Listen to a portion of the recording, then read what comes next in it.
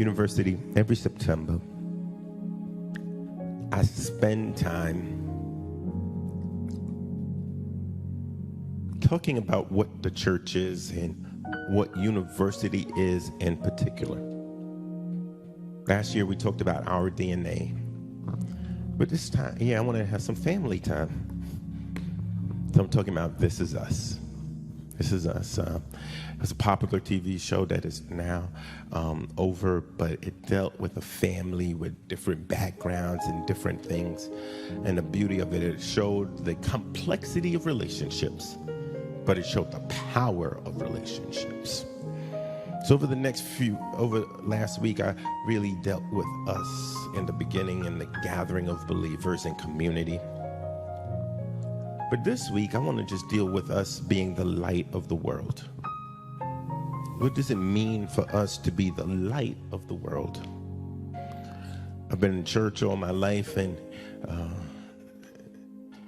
Candace, sometimes I think we say stuff in church. We say stuff in church and act like people know. You are blessed and highly favored. What does that mean? What does it really mean? You're the light of the world. What does that really mean? What does that mean for us?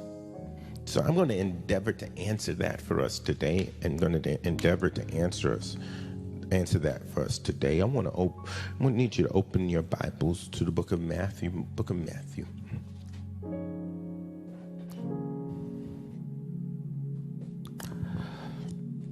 The 5th chapter and the 14th through 16th verse.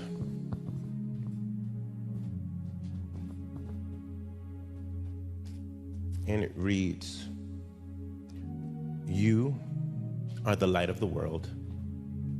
A city set on a hill cannot be hidden. Nor do people light a lamp and put it on their basket, but on a stand. And it gives light to all in the house in the same way. Let your light shine before others, so that we may see your good works and give God glory to your Father, and give glory to your Father who is in heaven." Matthew 5:14 through 16. It's very rare in life that you've actually had the opportunity to be in place for an historic event.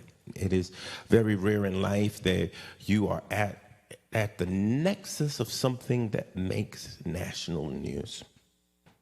In August 14, 2003, at about 4:10 p.m., living in the New York area, we had a major blackout. All electricity disappeared when an overgrown tree branch hit a power line in Cleveland. 8 Northeast states, plus Ontario, a total of 50 million people were plunged into darkness for 30 hours. Jermaine, it wasn't all fun and games. There were over 413,000 people that were trapped in the New York subway because there was no light. There were stories told, Sister Green, of people on the 20th and 30th and 40th floor that now had to walk down or walk up. The island of Manhattan is 13 miles long, and a lot of people got to experience every mile by foot. I was there. I was at work, and I was planning to take the Metro North home from Mount Kisco, Jed. I was going to take the Metro North home. If you know anything about Westchester County, there isn't a bus or a walk that you can do from Mount Kisco to Mount Vernon. Luckily, I had a coworker drive me down, but the drive was dangerous, Jermaine. The drive was dangerous because there were no stoplights. We have enough problems in California with stoplights.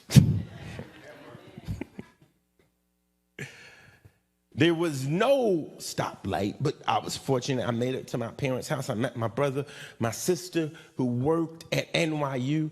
We were checking in. Cell phones had stopped working. She had to walk from all the way down in the village, all the way to the Upper West Side. She had to walk by the Intrepid. But that was when there was some sunlight outside. But it got really interesting when the nighttime came.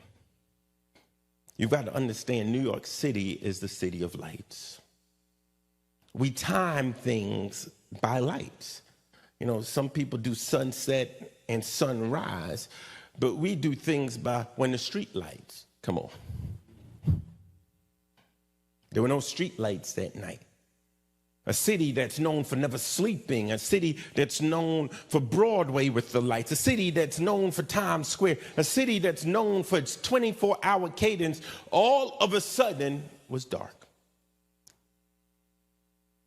It was interesting, as it started getting later and later, we started seeing behavior shift. People would light candles in the homes they thought they knew, and with only a little bit of light, they started going out into the street looking for light. No street light. Everybody had candles sitting on stoops. It became an interesting study when there's absence of light, how people grope for it. When there is an absence of light, people grope for it. And what I came to realize that day was that light was one of the most important things that we could have. Because I can do without a train. I can do without having the exact directions. I can do with walking. But when I don't have light, I have a sensory issue.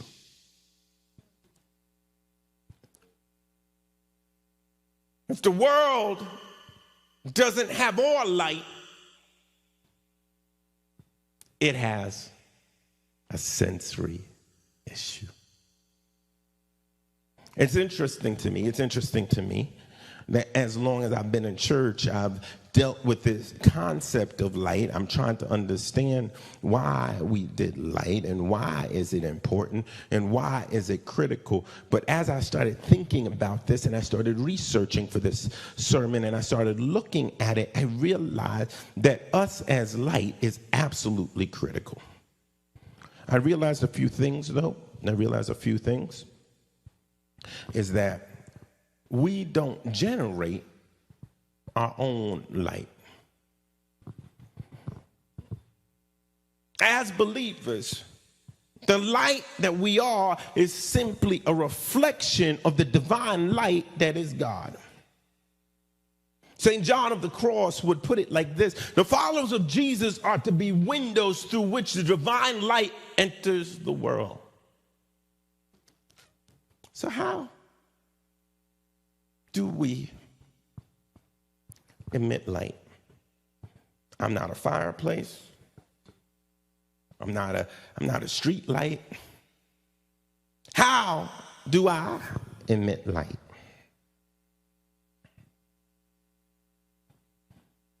The first thing, my first point, is why. In the book of Isaiah, in the book of Ephesians, the 5th verse, the verse is on the slide deck, Regina, 8 and 9, it says, "For at one time you were in darkness, but now you're in light of the Lord. Walk as the children of the light. The fruit of the light is found in all that is good and is virtuous." We as believers, because we have a belief in Jesus Christ, because we live a life that should be pleasing to God, that is where our light comes from. Now, that seems like a simple statement, but the question becomes for us, are we really being the light? Now, let me tell you what the light is. Not. It is not lecturing people about our faith. Because light shines on you, it doesn't force the door open. It's not us berating people and having antagonistic opinions on social media, because light doesn't do that. Light radiates out warming people. Light radiates out securing people. Light is comforting to people in dark times. Sometimes the hardest part about us being the light is we can't act like everybody else. I got you. We know that we came to Jesus and we were not perfect. As perfect as you acted, you thought you acted, as perfect as you put on, you were not perfect. But like the old saints say, you walk in the light, beautiful light. It sort of shifted and changed you. Now, let me tell you what light doesn't have to do. It doesn't have to convince someone they're light.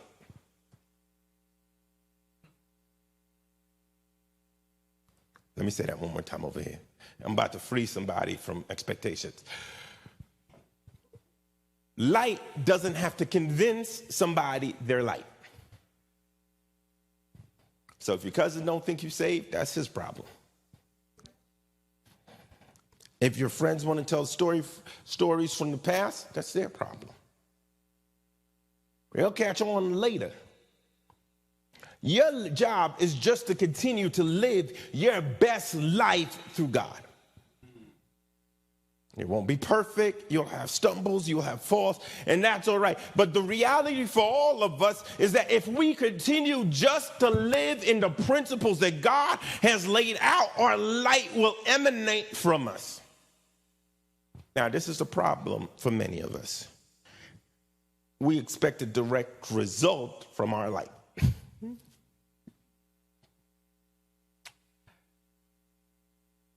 You can shine light into a black hole,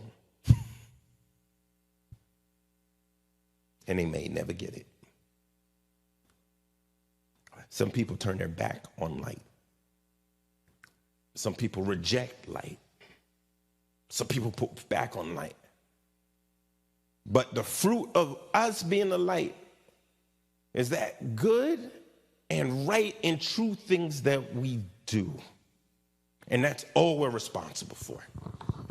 The second part of light is, where should our light shine? It's interesting in the text that we can go back to Matthew now. In the text, it gives us three places. It gives us the world, it gives us a city, and it gives us the house. It gives us the world, gives us a city, and it gives us a house.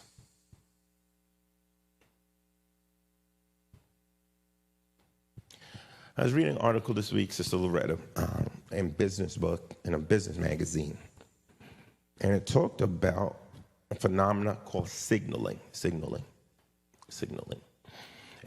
Anthropological term that was used to describe natural reproductive habits, but it has actually now been taken over by the business world to indicate brand building. So people that buy certain brands or buy certain things start signaling that they've bought it.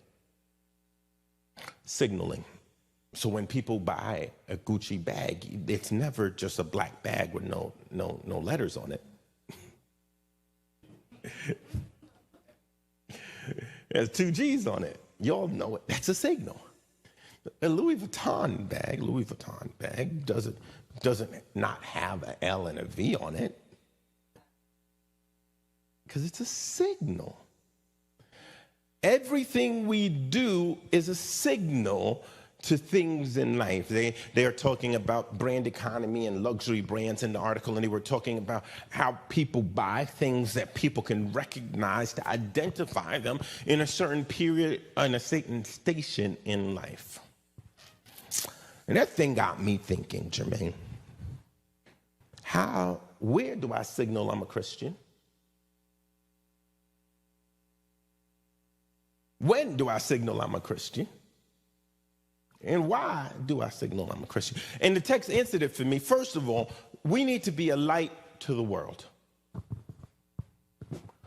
We ought to be the one that when we walk in the room, they say, oh, he's the one that's patient and kind.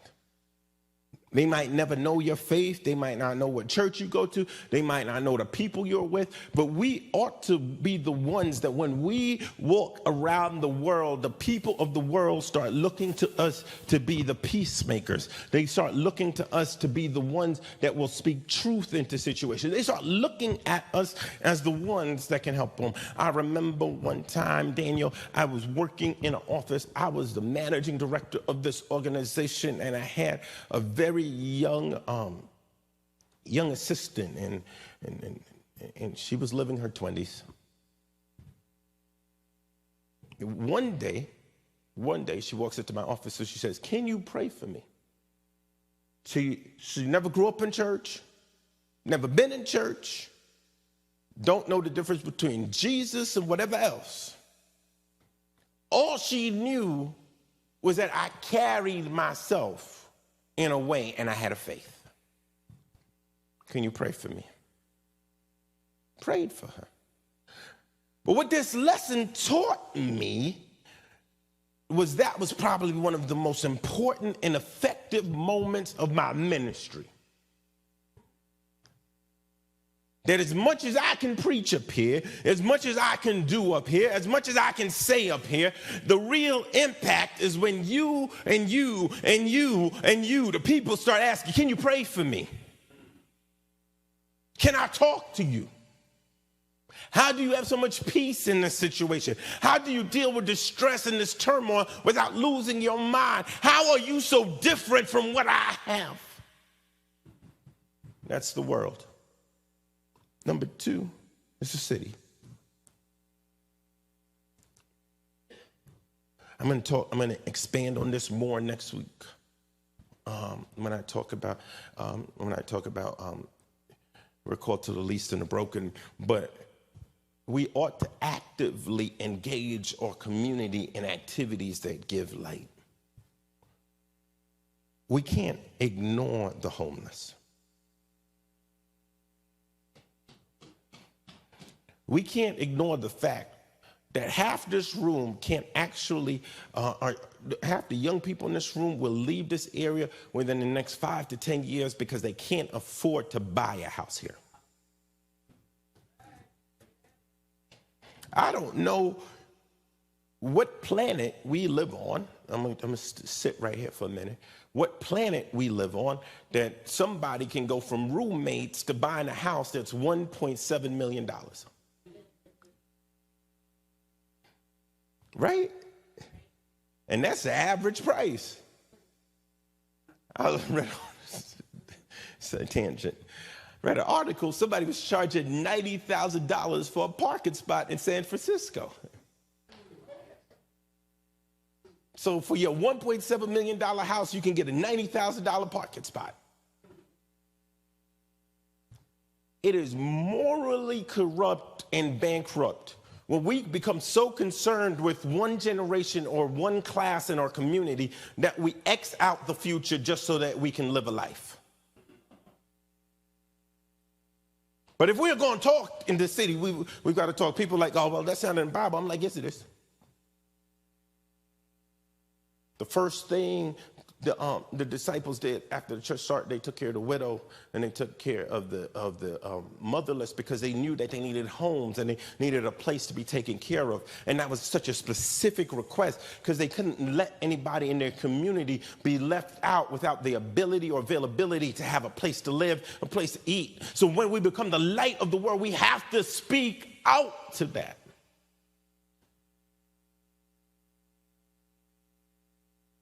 It's unfair. But the light to the city is when we say something. We that have something, we that have capacity, we that own our own houses, we don't just walk away and say, okay, I'm good. It requires us to say something because there's somebody behind us. I like standing by myself. I like my own company. Amen. So, right, the other thing is, and this is one that blew my mind. Because when you look at the text, they spend the most time in the text, talking about home. It says, nor do people light a lamp and put it under a basket, but on a stand, and it gives light to all in the house.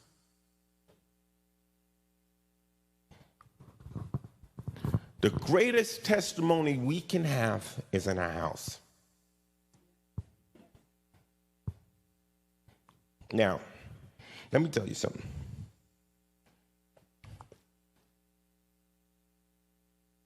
It says it gives light to all in the house.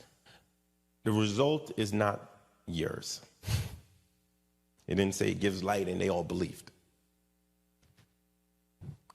But it gives light so that they all can see. Each person has to make their own decision to follow Jesus. Let me tell you something. I got great-grandmothers that were praying, and grandmothers that were prayer warriors, and my mother was a prayer warrior. My dad, he had a heart of generosity and giving, and he was a trustee at 3 different churches. And you know what that does for my salvation? Nothing. It's a good environment to be in. It gives me an example, but I have to accept Jesus myself. But the chances of me accepting Jesus, even after I lost my mind in my 20s, was increased greatly because I had experienced the light of believers in my house. And you talk to some parents right now. Your kid's gonna lose their mind. I'm a witness. I lost my mind. I know. Your kid's gonna lose their mind.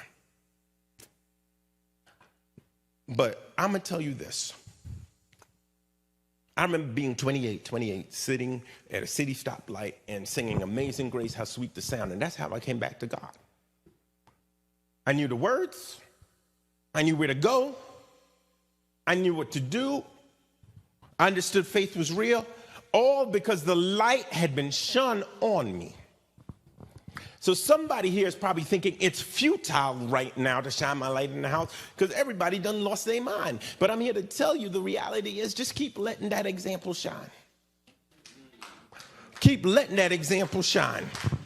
You will be stunned at what happens in the future. Don't write the end of your story today. Don't write your end of your story right now. Don't write the end of the story this. Because what I know is this, is that because my mama trusted Jesus and my father trusted Jesus, and they prayed for me and they showed me and they dragged me to church. Listen, I don't know how people at kids have choices. They're called a minor for a reason. I mean, they dragged me to everything.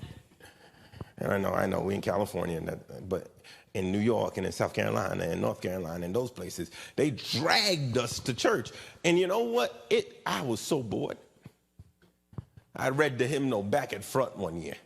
Next year, I read the Bible back at front. They just kept talking. You know, y'all are used to a service that's an hour and a half. This is short. I grew up in a 3-hour service, go downstairs to the fellowship hall, do the bake sale, get a plate, come back upstairs. You got your 3 o'clock service with your guest church where they're going to talk and they have a welcome and they all stand. Then they have an A, B, and a C selection. Then the preacher gets up and he talks. And then you leave and you come back Tuesday night for Bible study and Thursday night for prayer meeting and then Saturday for some other meeting. And I was at all of them.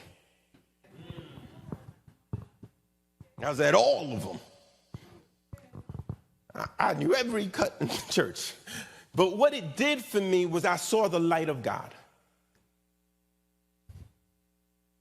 And when my time came to accept, that light had already encouraged me. I want to encourage you right now that don't get discouraged. Don't get discouraged. Don't get dismayed. Just keep shining the light. Keep shining the light. It says in the book of Isaiah in the 42nd chapter, the 6th verse, I'm going to give you some verses to support my thesis today. I am the Lord. I've called you in righteousness. I will take you by the hand and keep you. I will give you as a covenant for the people, a light for nations. That is the light that you take into your home. So he's called you, but he's not going to leave you. He will take your hand and he will keep you. And it will give you as a covenant. What is that? A promise. So many of us, I don't want you to get discouraged. I don't want you to get dismayed. Keep this verse in your mind. Keep this verse in front of you. Keep this verse as you're reading, because sometimes certain verses just need to sink in your soul, because the Lord, he is right. He's called you to righteousness, but he will take your hand and keep you, and he will give you as a promise for the people. I need you to hold on to that, because that is so critical in this time.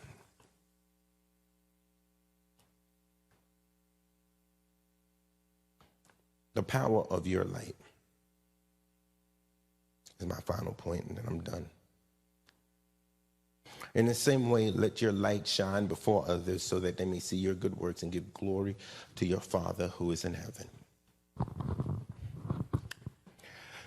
You know, the interesting thing about that blackout was that if I walked with my one candle, and has anybody have been camping or ever been in a blackout, they'll know one candle doesn't give off much light.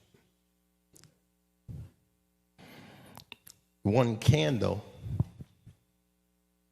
actually is just a circle around you. But then you get two candles in a space, and it's almost like it lights up more.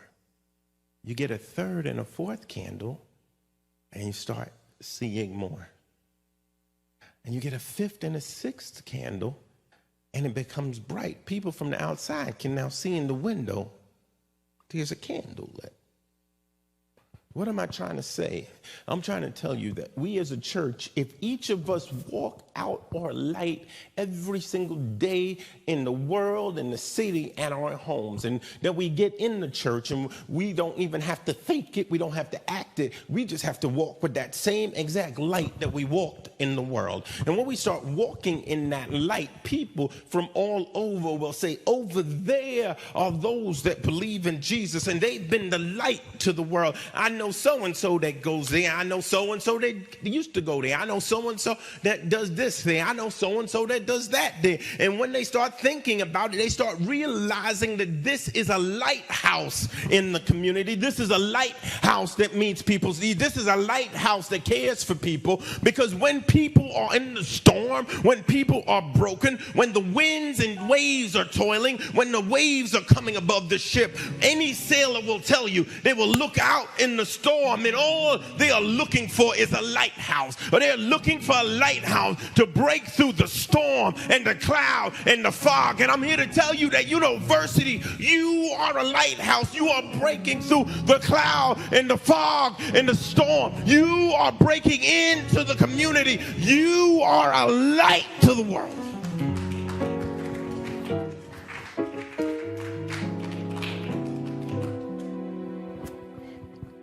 I don't want to pastor a church that's a social club. I don't want to pastor a church that's a seminary. I want to pastor a church that is a lighthouse. A place where those that have been tossed by the storms of life, that have the fog of depression and the fog of uncertainty, those that are dealing with challenges are looking for a dock. This is a lighthouse. I'm here to tell somebody today that the light is Jesus. That's the light we reflect. And the Jesus we serve, your life won't be perfect. You won't have it all together. But God will light you up. All you have to do is believe.